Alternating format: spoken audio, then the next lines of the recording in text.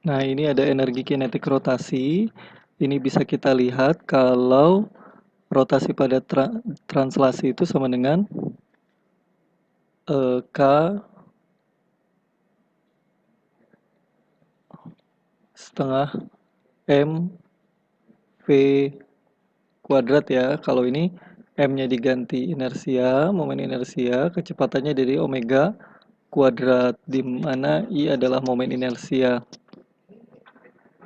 Selanjutnya, energi kinetik rotasi atau total dari sebuah benda itu ada yang translasi atau lurus, kecepatan lurus, sama yang rotasi. Bentuknya sama ya, ada setengahnya juga. I diganti oleh M besar yang omega sepadan dengan V.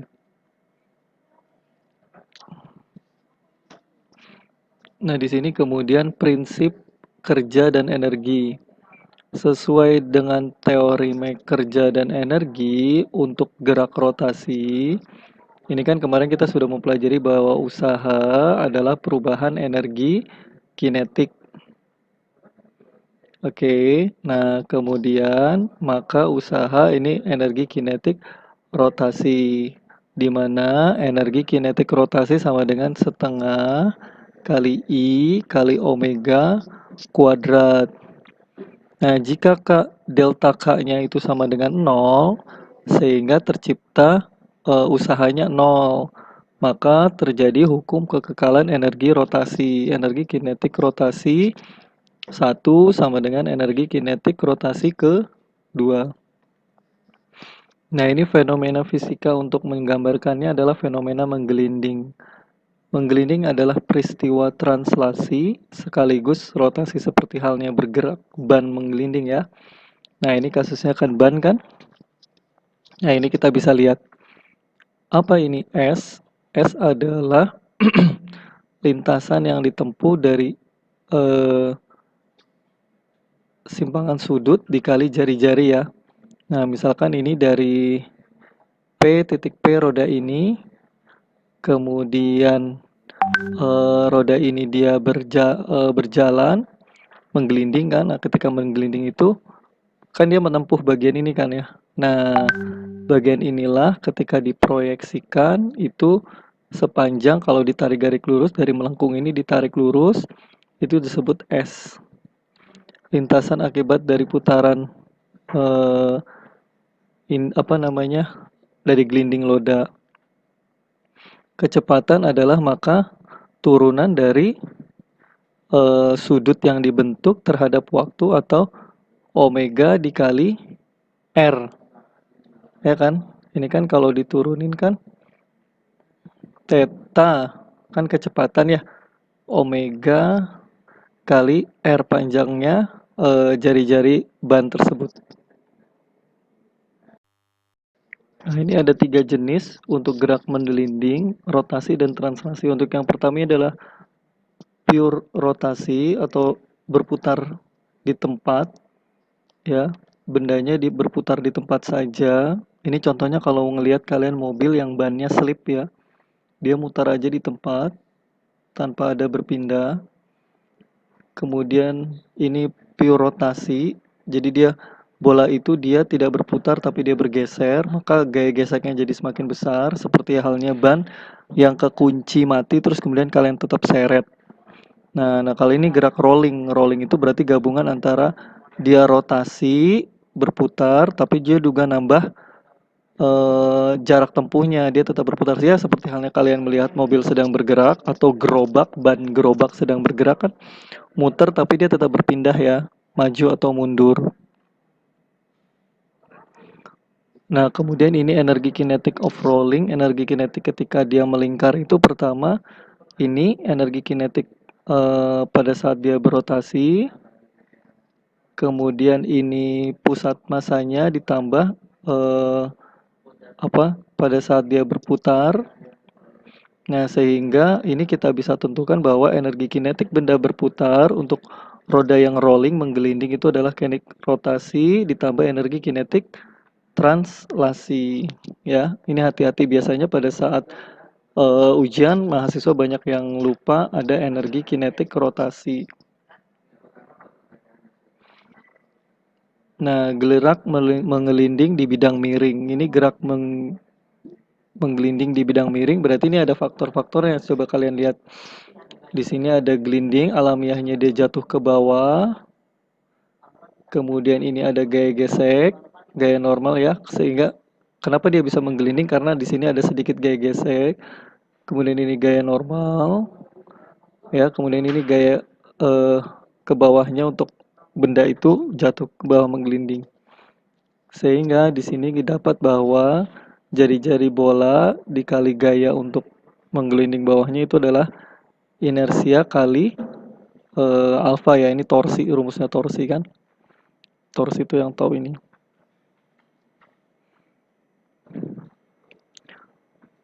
Maka kita dapatkan di sini mg r theta kuadrat sin theta kuadrat ini seperti ini. Ini apa ya? Sentral. Oh ya, ini T sentral ya. Dia percepatan jatuh biasa sentral ya. Kemudian ini E pusatnya ditambah ikom mr kuadrat, sehingga kalau kita dapatkan A, percepatan yang dialami oleh Bonda ini gabungan dari baik dia menggelinding secara rotasi maupun pergeseran secara rotasi, didapatkan G sin theta, ini ada minus G sin theta per 1 ditambah seper I inersia dari bola ya. Ini nomor inersia dari bola M R kuadrat.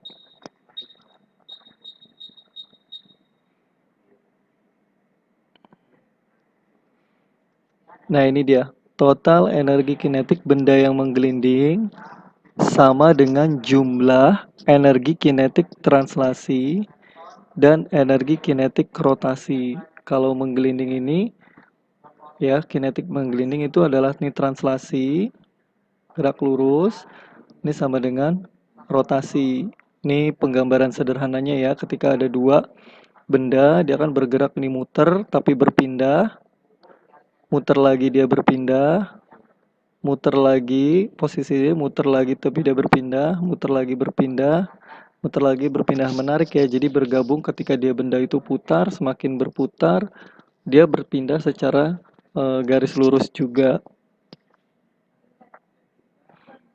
Nah, hukum kekekalan total energi gerak. Nah, ini energi mekanik. Energi mekanik itu kan totalnya sebenarnya, kalau kemarin kita ingat, energi kinetik ditambah energi potensial ya. Nah, energi potensialnya sudah ada, tinggal energi kinetiknya penjumlahan dari translasi sama yang rotasi. Ya, jadi ada penambahan dikit khusus untuk gerak menggelinding. Jadi kalau misalkan kekekalan energi mekanik untuk gerak menggelinding ini harus ada faktor translasinya. Kalau ditaruh di ketinggian kan ada energi potensialnya ya. Misalkan kalau misalkan soalnya nanti taruh seperti ini, terus ini ada benda terus menggelinding. Nah, ini selain kinetik, rotasi dan translasi ditambah juga apa? Gaya gravitasi, energi potensial. Kita hampir selesai ini untuk kesetimbangan benda tegar. Ini gabungan dari seluruhnya ya, untuk translasi dan rotasi. Sebuah benda tegar dikatakan seimbang apabila percepatan translasi, percepatan lurusnya sama dengan 0, dan percepatan sudutnya juga 0. Dalam keadaan seimbang, seluruh penjumlahan atau resultan gaya yang bekerja harus sama dengan 0 nih, seperti ini ya. Gaya translasinya 0, baik dalam arah X, kemudian dalam arah Y, kemudian energi torsinya itu juga 0. Contohnya kayak misalkan kita menyeimbangkan sebuah benda di ujung tidak jatuh.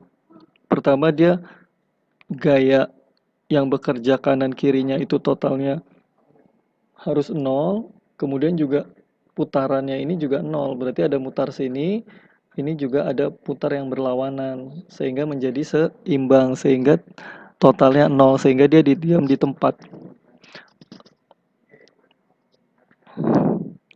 kalian kasih gangguan dari kanan kiri atas bawah, kalau besarnya sama dia diam aja, berarti itu membuktikan bahwa resultannya adalah nol. Mudah sekali nih melihat.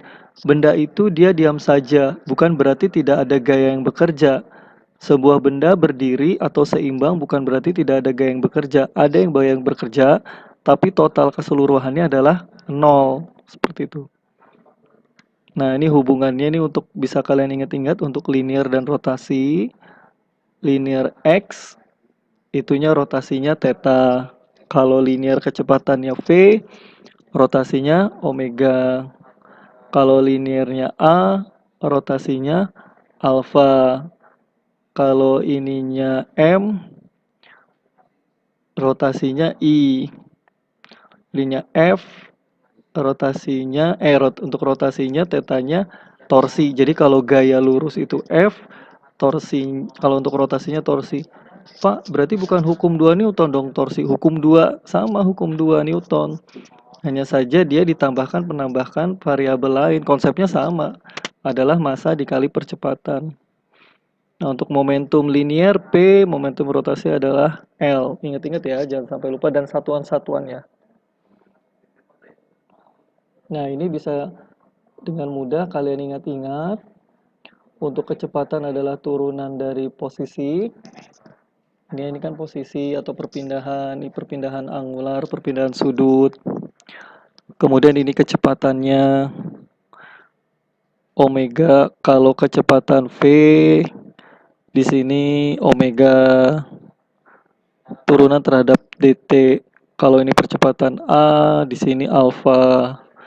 Kalau benda translasi linear masanya M. Tapi kalau benda rotasi I, karena ada faktor jari-jari terhadap pusat sentral dia, bagaimana dia berputar. Contohnya, kalian dalam keadaan berdiri, misalkan kalian dalam keadaan berdiri, tentu kalian akan jauh tidak seimbang apabila misalkan didorong bagian punggung. Kalau kalian didorong bagian pantat atau bagian pinggang masih kokoh.